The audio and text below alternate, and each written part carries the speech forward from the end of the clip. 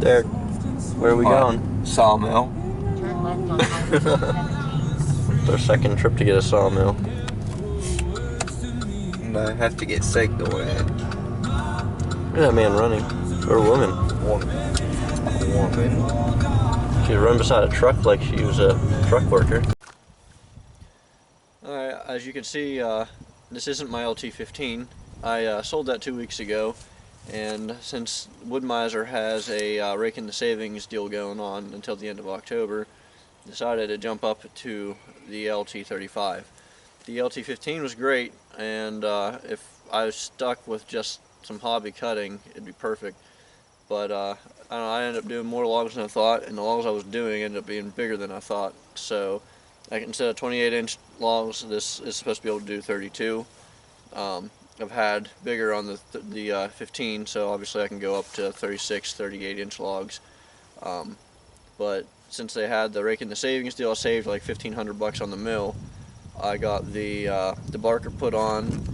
I think it was discounted from the savings, and then I got the extra 2 stops, backstops, hydraulic too. So instead of 2 hydraulic ones, I got all 4 for an extra $175. I think there was a discount on everything I added onto it, so I figured no better time than now to do it. I was going to put the electric feed on the 15, but that would have been like $1,000, so I just figured instead of dumping more money into that mill, may as well go all hydraulic. So, brand new 2019 LT35. They already have one of those newer turbo 747 blades on there. I got to cut through a hard maple as my first log up at Woodmizer for part of the training, and I liked it so much I bought 15 of them. So that's the new mill. I'm going to go grab my cant hook and throw a log on there, and I mean, you got to play with it. Also, I got my box of blades in the back of the truck, but I also ordered a pair of skidding tongs from Earthworth. So here's the skidding tongs I got. They're from Earthworth. They ended up being a lot bigger and heavier than they looked in the picture, so I'm happy about that. I think it says up to 32-inch diameter trees. 3/8 inch chain will fit through right here, and I'm going to have my brother actually walk me something up for the tractor off the 3-point hitch. So the forks are great until I got to go down the road, and I have a 12 to 16 foot log to take up the whole road. So I figured I would do it this way. That way it's all in a straight line. I'm not taking up any, I don't have to worry about traffic. So hopefully he can get that welded. He's a professional welder, so I'm going to see if he can get it done at work while he's got all the supplies there. He ordered me material through his work, so it saves me a couple of bucks. I think we're doing 3-inch square tubing for it. So hopefully that'll be done soon. I'll show you a video of that. If we do any of the fabricating here, I'll try to get a video of it, but I think he's going to do most of it at work. So if you're curious about the log tongs, I haven't tried them out yet, but they feel great. It's called Earthworth. I'll show you. I haven't tried them out yet, but they feel heavy duty. I held a cheaper pair for like $30. They're not even close to the same quality. These things are heavy. So I'm excited to try them out. So I got to break in the new mill somehow. So I figured throw on a nice ugly cherry and see what happens. Okay, so here's that cherry I was telling you about. Pretty ugly. I have no idea if I'm going to get anything good out of that, but we can try. The butt end doesn't look too bad. I'll show you, like spots like this. I mean, it's pretty punky, but I mean, right there's already harder. I mean, it had hay growing out of it. Well, you can see all the rocks in here. So I'm gonna see if I knock some of those out. Here's the crotch of it. I mean, you have those two plus this hollow one. It's also got plants growing in it. So, I mean, there's some fungus. There's the back side, so not the prettiest, so we'll see what we can get out of this.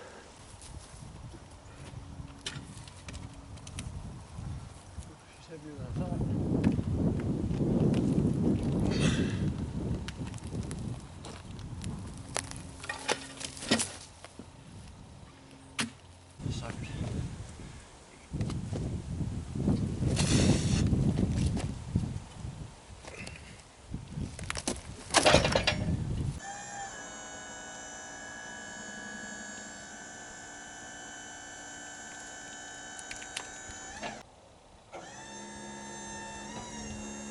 Willow, come on.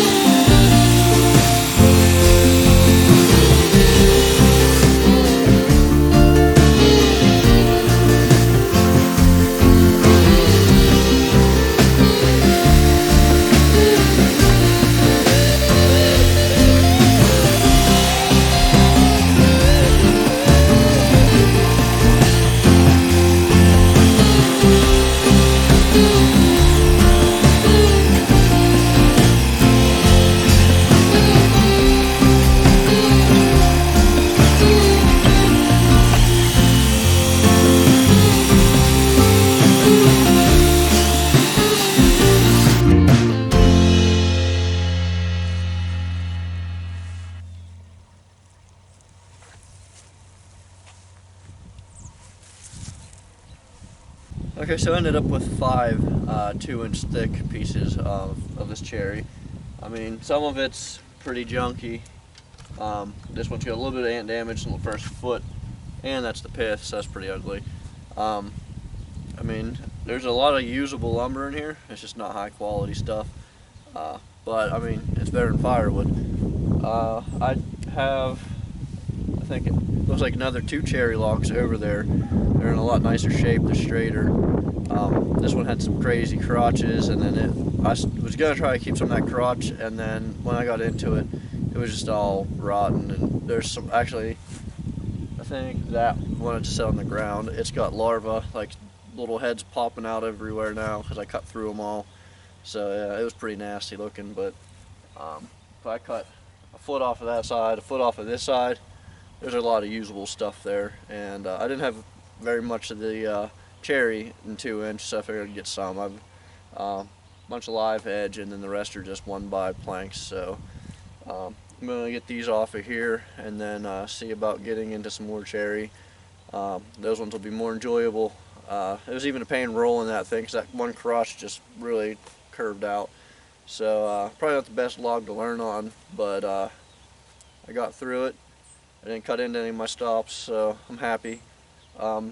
That was the Turbo 747 blade, so I mean it went through like nothing. I haven't tried any of the turbos yet, so I don't know how the 747 does against the 7s, but to go from the LT15, the 9-degree blades, to that, it's a world of difference. So I'm going to go ahead and get these off and look into getting into the next log.